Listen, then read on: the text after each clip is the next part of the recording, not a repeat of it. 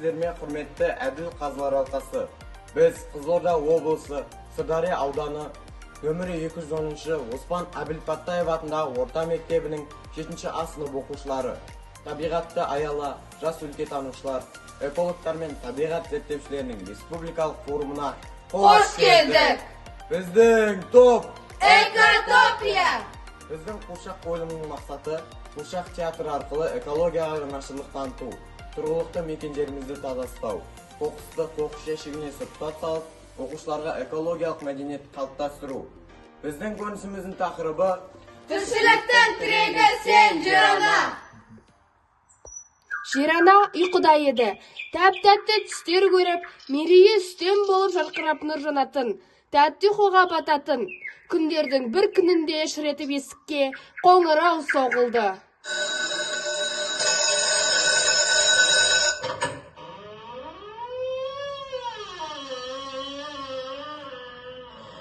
Сен кімсің? Мен адаммын.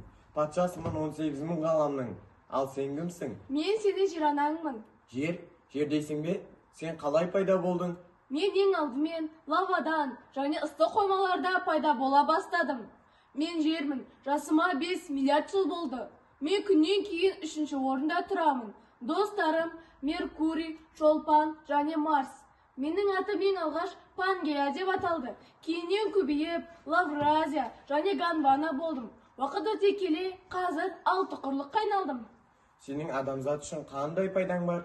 Мен табиғатқа баймын. Сұрасаң айтайын. Суы да, топырақ та, флора мен фауна да менде кездеседі. Bir жұтым ауаға демен беремін. Не еткен ғажап. Сізбен дос болсам болады ма? Әрине болады. Деп екеуі табысты, қол алысып төс қағысты. Адам мен жердің арасындағы достық басталды. Кайнозой эрасының антропоген дәуірінде адамзат дүниеге келеді. Арада бірнеше ғасырлар өткеннен кейін Тереңөзек ботаникалық саябағында Абылай мен Әсем серуендеп келеді.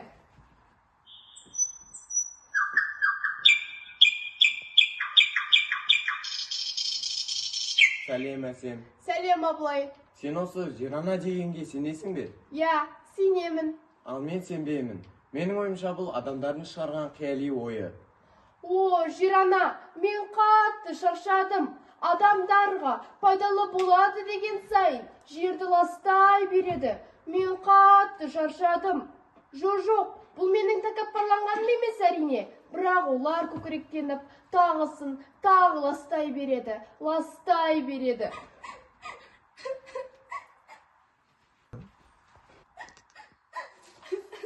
Жылама, Әсем! Ой, бұл дауыстар қайдан шығып жатыр? Мен мұндамын, мұна жаққа қара. Сіз кімсіз? Сіз қайдан шықтыңыз? Айтатыны жоқ. Адамдарға түсіндіруден мен де қатты шаршадым. Сіз неге мені жұбатып тұрсыз?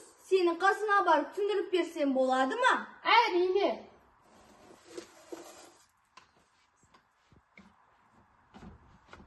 Мен жер бетіндегі ең көп таралған заттардың бірімін.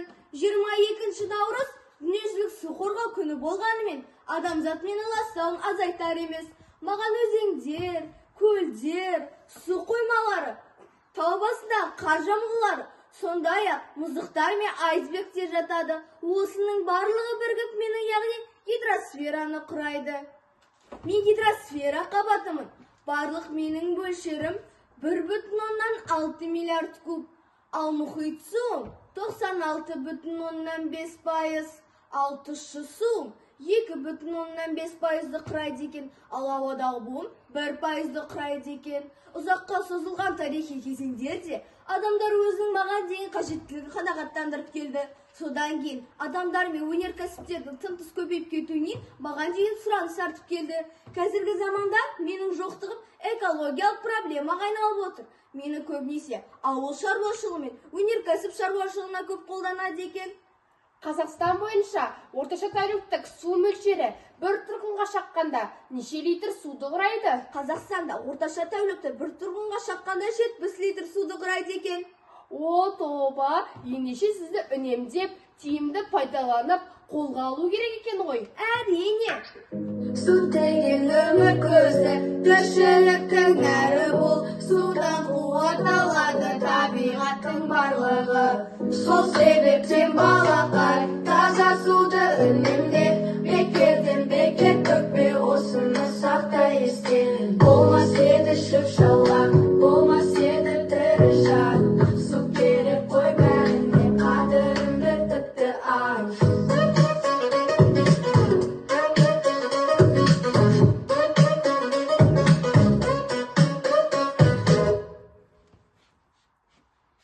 Жер шарындағы экологиялық тепе-теңдіктің бұзылуы біздің жасыл сахнамызда айтыла бастады.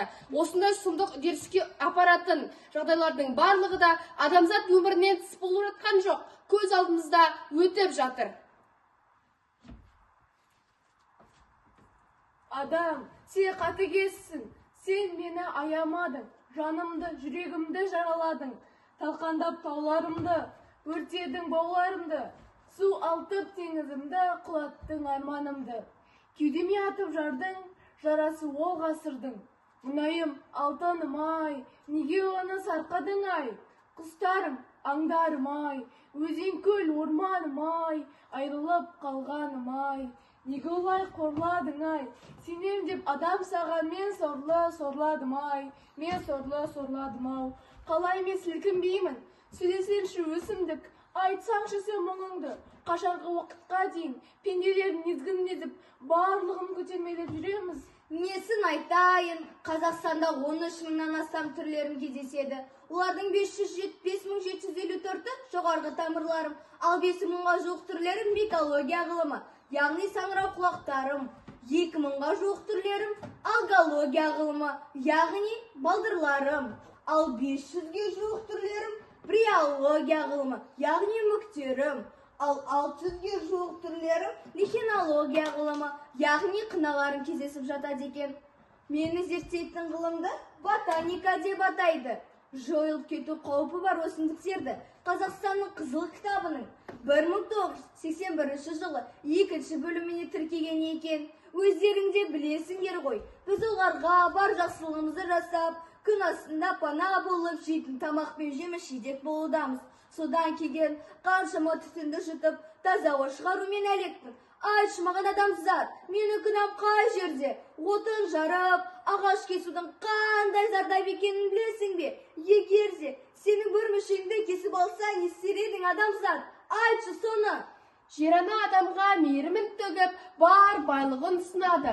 Ал адам ше, ал адам болса... Неткен көркем апырай, неткен көркем дүние, сен осындай көнбекпен. Табиғат, сен не деген кереметең, жер анам таңға жайы берең екен, деп ән салып, тамсанамын, тамсанып ән саламын. Сөйтіп жүріп күндердің бір күнінде адам ауырып қалады. Төсек тартып, барар баспана, ішер су қалмағанда жер анадан көмек сұрайды. Жер ана, маған бір жұтым су берші. Дәмтатар су қалмады, бәрі де тартылды. Жер ана, жасыл желекті қайтаршы. Ол да жоқ. Сендердің аш көздерінің кесірінен барлығы жойылды. Жер ана, онда жерді жылытшы, қатты тоңып бара жатырмын. Жер ашулы, мейірім жоқ. Бар айтарым саған тек кешірім сұра. Адам жер ананың мұнзарын естіп, қатты ойланды. Ойланып толқып-толғанып, өзінің мінін қолға алды. Байқамаппыз бекер біз бақыт деген не екенін, түсінбейді екенбіз жер анамыз екенін, жер панамыз екенін. Ойланайық адамдар, бәріңнің де анаң бар, жер ол біздің анамыз, анаға дұрыс қараңдар. Бұлақ көрсең көзін аш, басына егіп жүз ағаш, табиғатты аялап, қорғап жүрсін баралаш.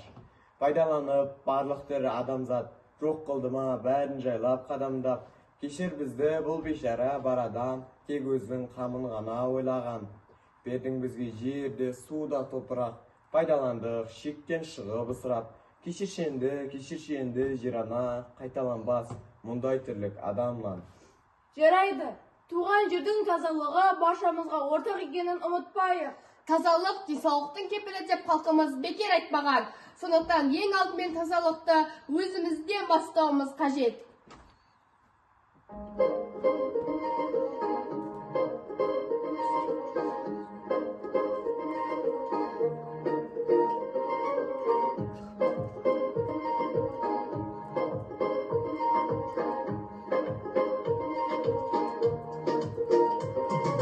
Барғанда орман көлге ластама даланы, тазалық болған жерде денің сау болады. Асыр сап саялайық, бала боп саналып, әрқашан аялайық табиғат ананы. Теңіз бен шалқар көлім, өзенім, айдыным, биік талданған жерім, мол байлығым. Жайқалған талға шығар жап қой қарашы, байлықты бағалашы сен. Адам қуыршақ рөлін сомдаған Аубакиров Абылай. Автор қыз қуыршақ рөлін сомдаған Мұратова Адия. Су өсімдік қуыршақтар рөлін сомдаған Мейрамбек Инабат. Жирана қуыршақ рөлін сомдаған Пирметай Айғаным. Құрметті Әділқазыр алқасы, біз жасы көк үйірмесінің оқушылары. Біз тіршіліктің тірегі сен жирана тақырыбын таңдадық. Қолымызда тұрған қуыршақтардың барлығында арнайлап өзіміз тіктік. Оларға керек құрал-жабдықтар ретінде қойдың жүні, түрлі түсті материалдар, қайшы, жіп, ине және басқа да заттарды пайдаландық. Біз дәлеліміз ретінде осы суреттердің барлығында жабыстырып қойдық. YouTube желісіне видеомызды жариялап, QR кодымызды жабыстырдық. Біз тұрмыстық қатты қалдықтар полигонына барып, экоасыр акциясын ұйымдастырдық. Туған жердің экологиясы баршамызға ортақ екенін ұмытпау аса маңызды. Себебі біздің денсаулығымыз, салауатты өмір сүріміздің барлығы да табиғатқа тікелей байланысты. Табиғатты қорғау, табиғатты аялау әр адамның парызы. Табиғатты аялайық!